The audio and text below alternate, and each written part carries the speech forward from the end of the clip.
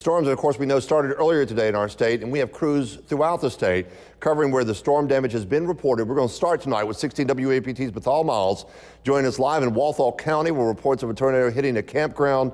Bethal, what's the latest there?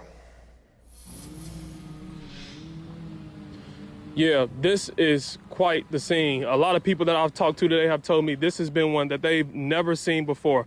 I'm here at Paradise Ranch RV Resort. This is about 13 to 14 minutes from Tylertown in Walthall County. It's been reported that we've had 3 deaths in this county alone so far.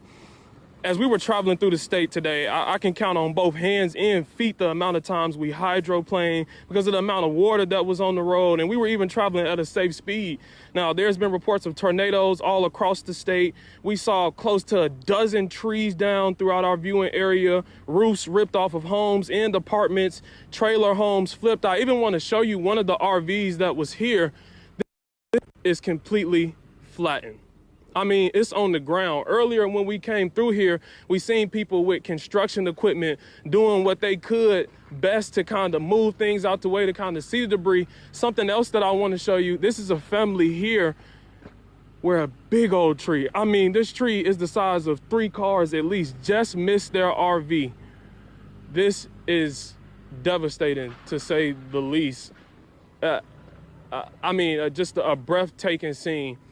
I spoke to some other people who were here that told me that there was a group that was actually in an RV. That RV flipped over with about 6 people in it, and a woman suffered from what they believe was a broken foot and a couple broken bones.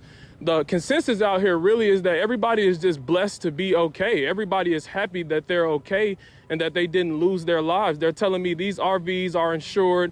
We'll get the things back that we had inside.